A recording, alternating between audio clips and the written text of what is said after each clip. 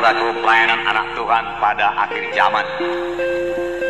Kita sudah sampai saudaraku pada akhir zaman. Dan apakah yang dikerjakan oleh Tuhan pada akhir zaman ini? Apakah yang akan dikerjakan Tuhan bagi gerejanya pada akhir zaman ini? Nah, kita sudah belajar saudaraku bahwasanya Tuhan sedang melakukan pemulihan. Bahwasanya sebelum Tuhan Yesus datang kedua kali akan terjadi satu restorasi pemulihan dalam gereja. Ini tertulis dalam Kisah Rasul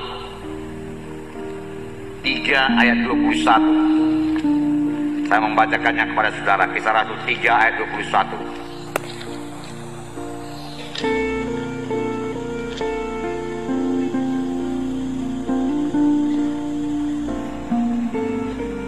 Kristus harus tinggal di sorga sampai waktu pemulihan segala sesuatu, seperti yang difirmankan Allah dengan perantaraan nabi-nabinya yang kudus pada zaman dahulu. Mari kita baca bersama-sama Kisah Para Rasul 3 ayat 21. Kristus itu harus tinggal di sorga sampai waktu pemulihan segala sesuatu, dengan perantaraan nabi-nabinya yang kudus di zaman dahulu.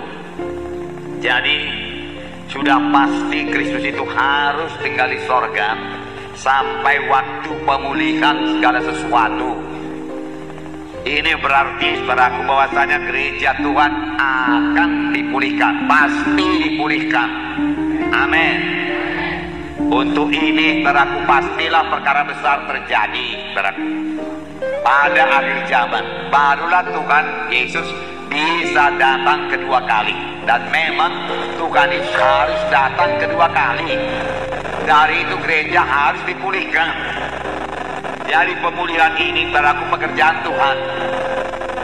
Dan ini akan dikerjakan Tuhan, pasti dikerjakan Tuhan pada akhir zaman.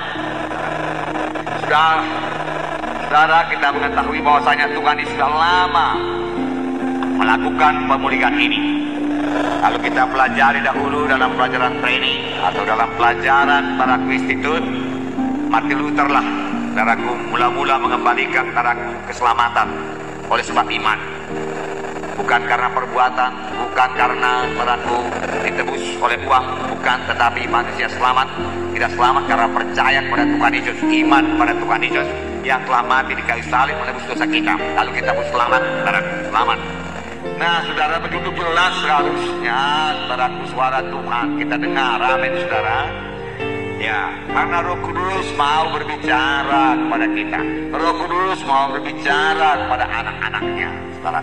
Tapi saudara, Tuhan minta daripada kita kepatuhan, ketaatan, saudaraku, ketaatan. Sebenarnya saya yakin semua saudara sudah dengarkan suara Tuhan, saudaraku.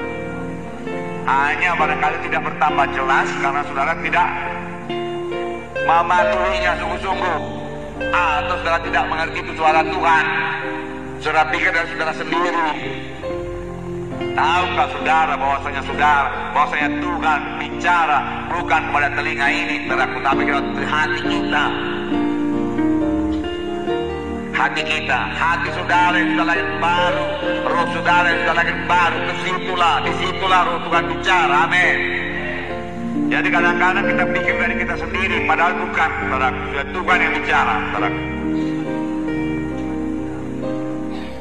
Saudara, kalau dahulu hati kita ini pada kematian kalah selalu, kita berpikir kalah. Saudaraku, sebelum lahir baru, pikiran kita tidak ada pikiran rohani, pikiran kita egoistik dulu, memikirkan diri sendiri.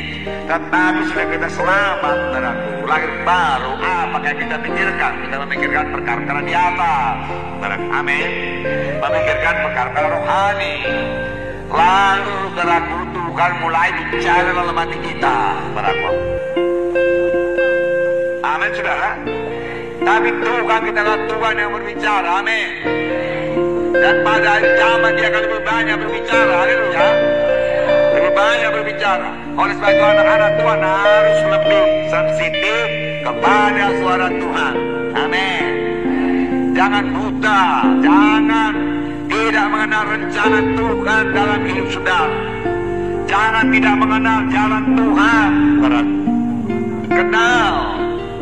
Dan ini membutuhkan persekutuan yang intim dengan Tuhan. Amin. Ya, kalau membaca Alkitab harus, kalau doa 1 jam per hari itu haruslah minimum, saudara. Itulah kekuatan kita, saudaraku. Dan dengan banyak berdoa, saudara, kita tambah lagi, tambah mengerti lagi menyambut maksud Tuhan dan kehendak Tuhan dalam hidup kita. Tambah mengerti, mengenal suara Tuhan dan mendengar suara Tuhan, saudara.